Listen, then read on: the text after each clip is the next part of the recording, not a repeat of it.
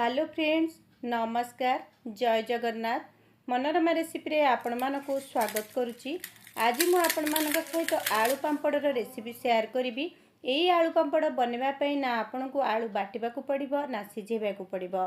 अति सहज और सरल उपाय आज आम आलू पांपड़र रेसिपीटी को प्रस्तुत करवा। आशा करुच्ची भिडटी को स्किप न करी संपूर्ण देखिए और आपण मानकु रेसिपीटी निश्चय भल लगिबो।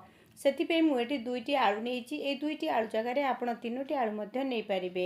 प्रथमे आलू चोपा छड़े आलू को भल भाव धोई ने। तापर एमती ग्रेटर बड़ साइज जो थाए से आप ग्रेट करेंगे। ग्रेट कला बेले आलूटी को पानी रे एमती ग्रेट करेंगे, ताहले चाहिए आपण आलूटी जमा भी कला पड़बनी। यही प्रोसेस रे आलू को ग्रेट कलापर आलू को आप 4 ରୁ 5 थर भल भाव धोइबे। आलू जे पर्यंत धला पानी न बाहरी से पर्यंत आलूटी को भल भाव धोई नेबे। तापरे आमको ये दरकार साबुदाना। ये साबुदाना मु गोटे कप नहीं, पाखापाखि 100 ग्राम साबुदाना। एबे आमे ताकू ग्राइंडर रे जार दे भल भावे ग्राइंडिंग करी नै आसीबा बा तार गोटे पाउडर टी प्रस्तुत करिबा। टिके दरदरा रहिले चलिबो। एबे साबुदानार पाउडर टी हमर प्रस्तुत हो जाइछि। तापरे आलू को मध्य आमे टी भल भावे धोई नेचे। एबे आमे नै जिबा गोटे कड़ई बा गोटे बड़ मोटा पात्र थिबा जगह आपण ही नेबे। तापरे सेही गुंड हेतिबा साबुदाना को देबे। एठी मु दुईटी आलू को ग्रेट करथिली, से 2 कप आलू हैला। आपण एठी तीनोटी आलू मध्य नै परिबे। नेला परे मु एठी देखंतु प्रथमे एठी 5 ରୁ 6 कप पानी एठी मु ऐड कर नउची। पानी देला परे ताकू आमे प्रथमे भल भाबरे मिसई नबा। पाखापाखि एठी 10 कप पाखापाखि 9 ରୁ 10 कप पानी लागिबो। सेही अनुसार आपण एठी पानी टिकु देबे। प्रथमे तो अल्प पानी देइथिबे। मु एठी देखंतु प्रथमे 5 ରୁ 6 कप पानी एठी ऐड कली। देकी ताकू एठी भल भावे मिसई नबा। आ देखंतु जो बिंडा गुड़िक थिबो ताकू मध्य आपण एठी भांगी नेबे। एबे किंतु कड़ईटी को गैस उपर को नेबेनी।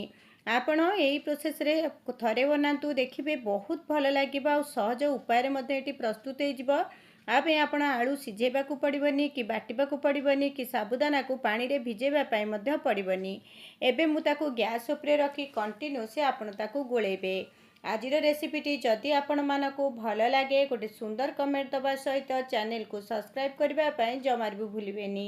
आशा करछि रेसिपीटी आपण मानकू समस्त को निश्चय पसंद आसीबो। कंटिन्यूस गोलेला भितर आपण एटी आवश्यक अनुसार लुण देबे। सबु बेले पांपड़ प्रस्तुत कला बेले लुण टिके कम रखुथिबे, कारण पांपड़ सुखी गला परे क्वांटिटी कमी जिवो आ टिके लुणिया लागि पारे। सेति पई लुण टिके आपण देखिकी ऐड करिवे।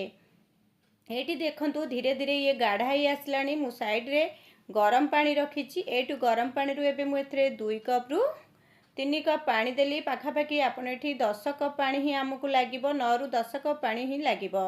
गोलेबा भितरे देखंतु धीरे धीरे गाढ़ा ही गलानी। आ जेतबेले आपणकर ए बैटरटी फुटिबा आरंभ हबो, आपण सेही समय रे गैस रो फ्लेम को बंद कर नेबे। देखंतु एटी भल भाबे आमे गोले गोले ताकू गाढ़ा करि सारलेनी। एबे मध्य हमर एटी फुटिबा आरंभ हेलानी। फुटिबार गोटे मिनिट परे आपण गैस रो फ्लेम को बंद करिवे। आउ बेसी गाढ़ा करिवेनी। एतिकरे ही आपण ताकू बंद करि नेबे।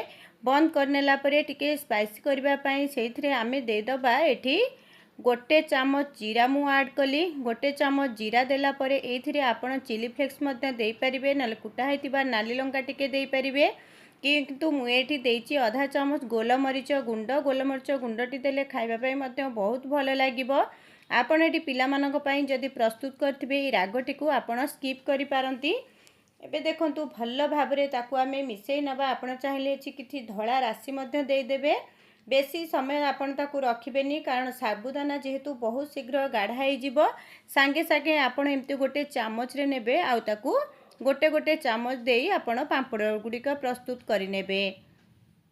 जदि बड़ साइज रो पांपड़ करबा पई चाहुतिबे ताहले एठी 2 चामच आपण बैटर देई परिबे। एई प्रोसेस रे देखंतु मु सबु जाक पांपड़ प्रस्तुत करनेली।